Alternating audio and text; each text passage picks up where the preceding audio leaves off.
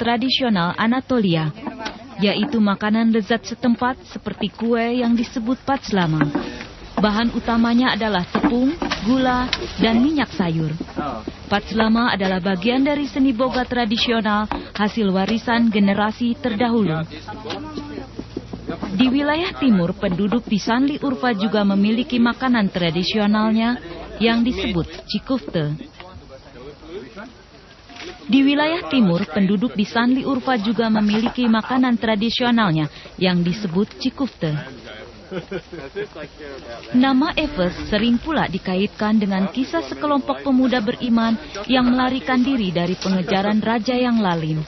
Kala itu mereka bersembunyi di sebuah gua hingga mereka tertidur. Mereka tidur selama ratusan tahun.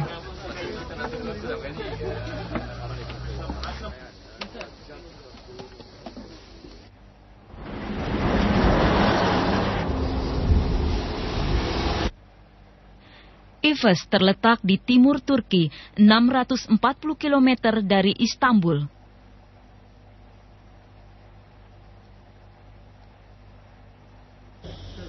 Kisah Ashabul Kahfi atau seperti yang disebutkan dalam Al-Quran diyakini penduduk setempat berlokasi di sebuah gua di Efes. Disinilah mukjizat Allah diturunkan. Gua itu menurut penduduk berada di daerah ini.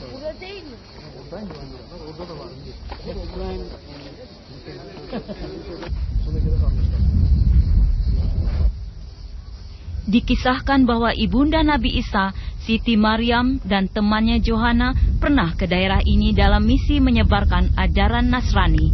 Kala itu pemerintah dan rakyat suatu kaum tak percaya terhadap satu Tuhan.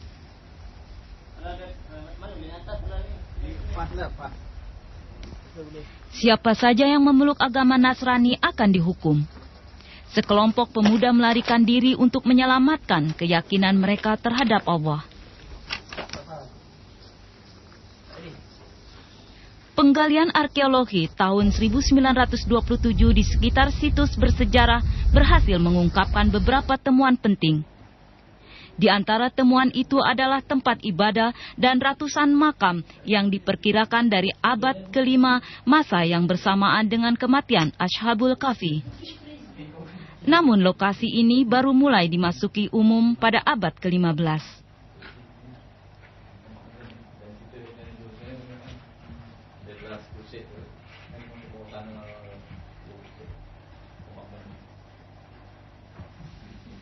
Fungsi dari sisa peninggalan belum terungkap, meskipun diteliti secara seksama.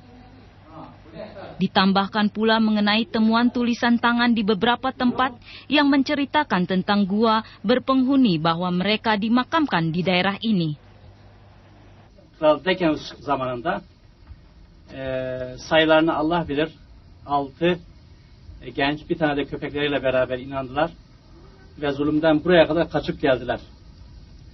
Burada Cenab-ı Allah onları bir rivayete göre 300, bir rivayete göre de 309 sene ölmeden uyku halinde bunları burada muhafaza etti. Bunlara 7 uyurlar denmektedir.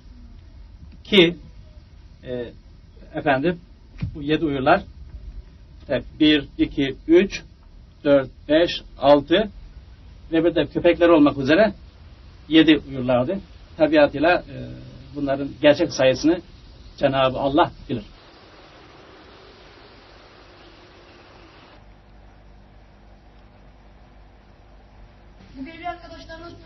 Lokasi ini dipagari untuk sebuah perbaikan kecil.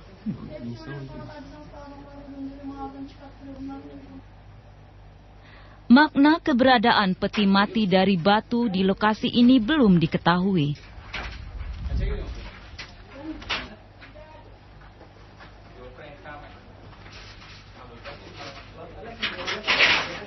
Temuan sejenis mengingatkan kita pada benda sejenis di makam Fir'aun.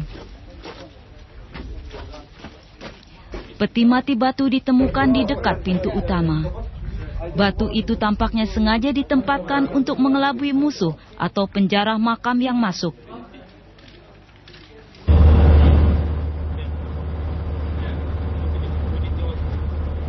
Daerah Tarsus, Turki disebutkan pula pernah dikunjungi para nabi. Makam Nabi Syed dan Daniel disebutkan terdapat di sini, selain juga kejadian Ashabul Kahfi.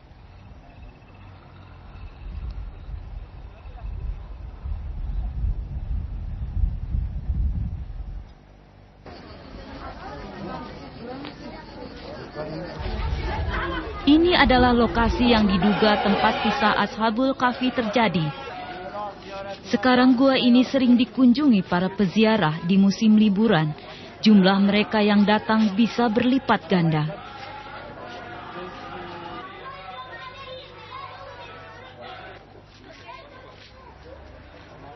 Kalangan sejarawan mungkin cukup dipusingkan dengan bermacam pengakuan tentang keberadaan gua Ashabul Kahfi.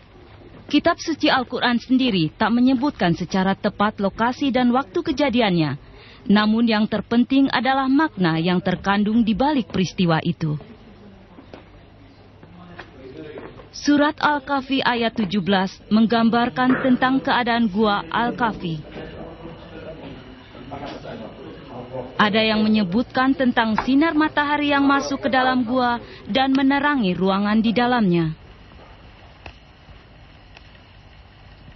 Mungkin ini cukup menjelaskan tentang keadaan gua itu.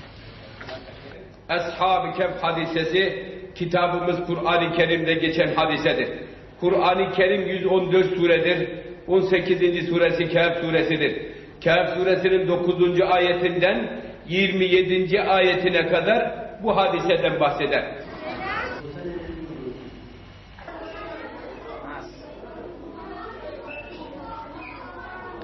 Disinilah tempat yang diyakini tempat terjadinya kisah itu. Keajaiban Ashabul Kahfi yang disebutkan Allah lewat Al-Quran terdapat dalam surat Al-Kahfi ayat 7-26. Banyak orang mengakui bahwa penjelasan tentang sinar matahari itu mengungkap bukti baru bahwa gua Ashabul Kahfi ini lebih mendekati seperti gambaran surat Al-Kahfi ayat 17.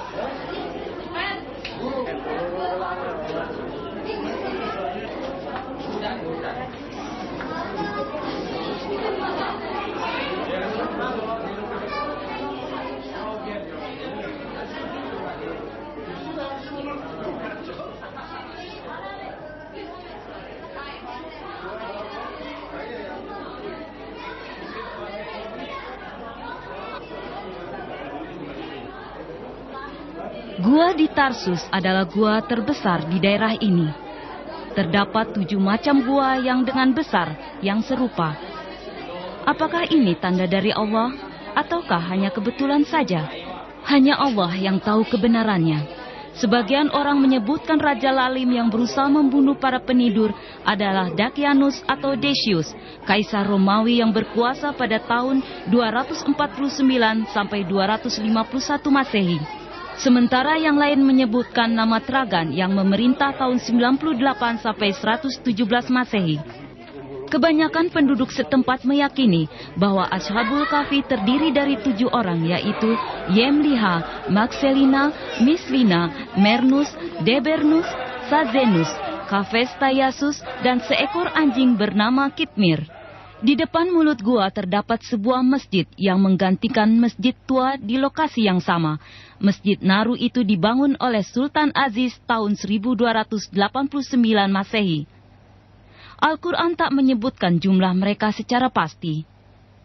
Dalam surat Al-Kahfi ayat 22 Allah berfirman, nanti ada orang yang akan mengatakan jumlah mereka adalah 3 orang, yang keempat adalah anjingnya, dan yang lain mengatakan mereka 5 ditemani seekor anjingnya, sebagai terkaan terhadap sesuatu yang gaib, dan yang lain lagi mengatakan 7 orang, yang ke-8 adalah anjingnya. Katakanlah, Tuhanku lebih mengetahui jumlah mereka, tak ada orang yang mengetahui jumlah mereka kecuali sedikit. Karena itu janganlah kamu mempertengkarkan tentang hal itu, kecuali pertengkaran lahir saja, dan jangan kamu menanyakan tentang mereka kepada seorang pun di antaranya.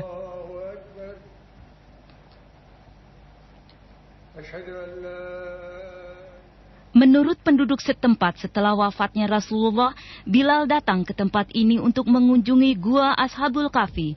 Bilal tinggal selama 20 tahun dan tidur di rumah yang dulunya tepat berada di lokasi masjid berada. Satu-satunya peninggalan yang tersisa adalah sumur tua sedalam 17 meter yang dikatakan sebagai tempat Bilal pernah mandi dan berwudu.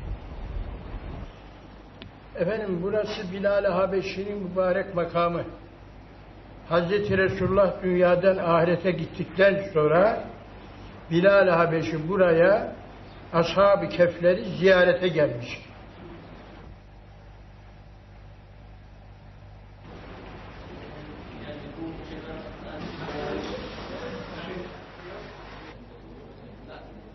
Bilal adalah Habsyi dan sebelumnya budak Umayyah bin Khalaf, pemimpin kaum Quraisy.